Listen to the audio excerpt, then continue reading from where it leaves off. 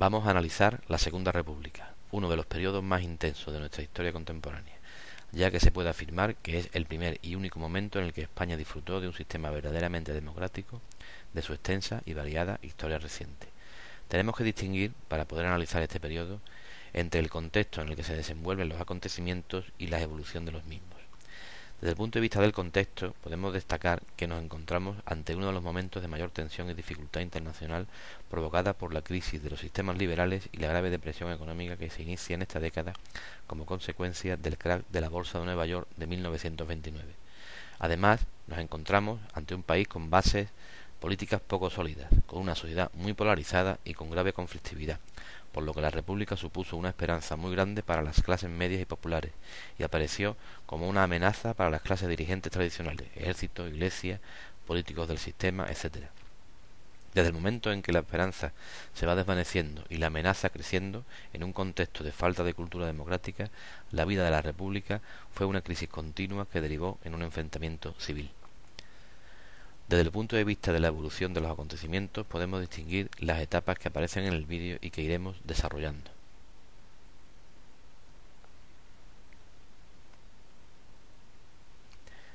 Pero lo primero que debemos explicar es la llegada de la República. Desde la dimisión de Primo de Rivera, las fuerzas del sistema y el propio monarca intentaron volver a la normalidad mediante un proceso más o menos regulado con elecciones municipales y generales.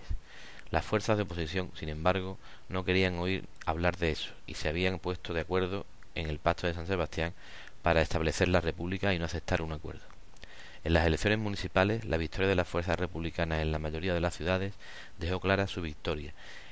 y el rey abandonó el país. Esto provocó un movimiento de euforia republicana y supuso la creación de un gobierno provisional formado por el Comité Revolucionario creado en el Pacto de San Sebastián y la convocatoria de elecciones a Cortes Constituyentes.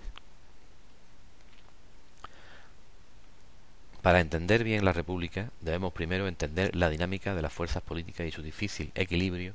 en una situación de grave crisis económica, con una sociedad muy polarizada y con poca experiencia democrática. Así, los conceptos tradicionales de derecha, izquierda o centro quedan muy marcados por la bipolaridad de la sociedad española y la escasa clase media existente en el país.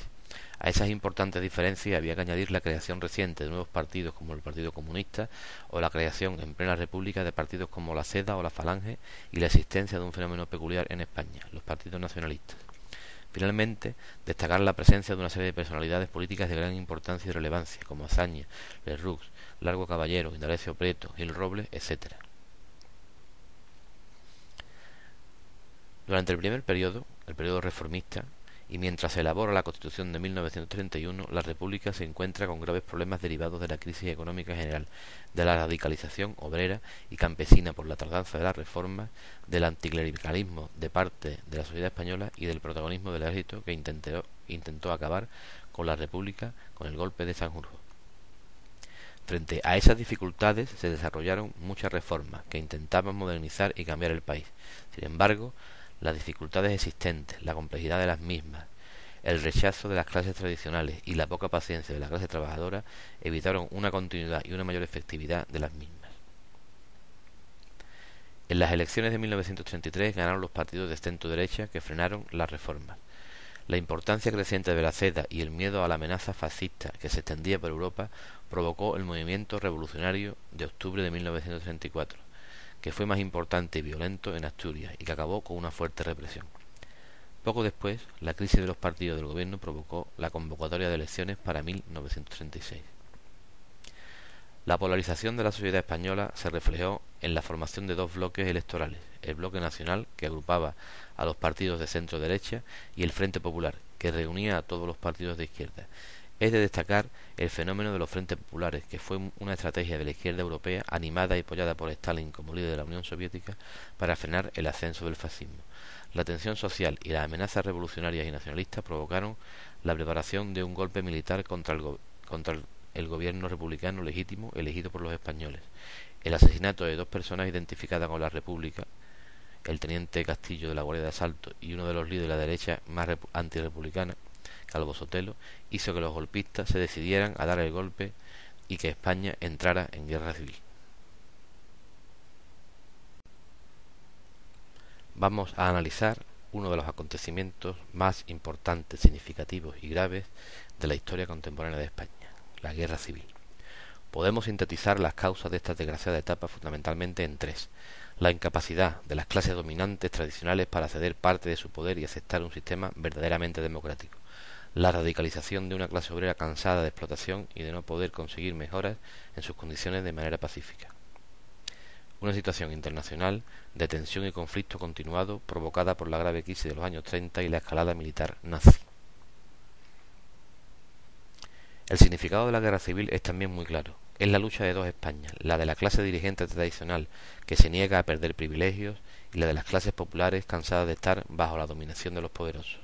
Pero se vislumbra también una tercera España, la de la pequeña burguesía y las clases medias que se alejan de posiciones radicales y que se ven inmersos en una disputa que no termina de ser la suya.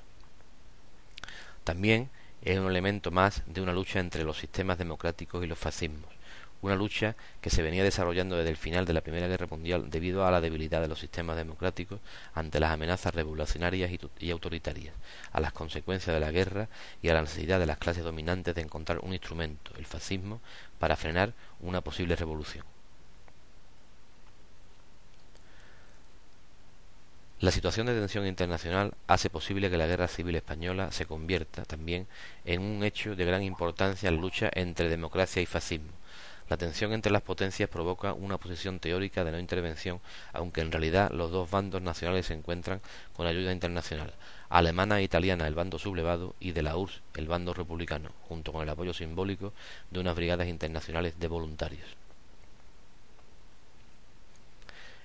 El desarrollo militar del guerra va pasando por una serie de etapas que llevan a la victoria final del bando sublevado.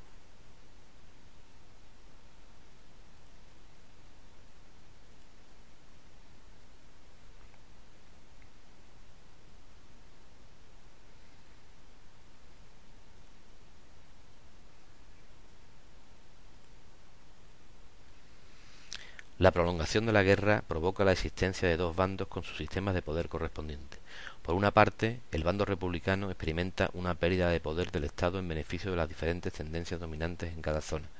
lo que provoca una gran división entre aquellos que pensaban que era mejor ganar la guerra y después hacer la revolución y que adquieren ventaja en el gobierno por el apoyo de la Unión Soviética, frente a los que querían aprovechar la guerra para hacer la revolución. Esta división, como es lógico, fue decisiva para la derrota republicana, porque el bando sublevado creó un nuevo Estado, autoritario, sin divisiones y que lógicamente ayudó a su victoria. La guerra y su final provocaron la represión en ambos bandos, pero más sistemática y duradera, porque ganó la guerra en el bando sublevado. Esa represión fue muy variada: prisión, muerte, destierro, exilio, confinación, trabajos forzados, purga, etc. Dentro de estas consecuencias destaca la del exilio, por su importancia y sus consecuencias posteriores.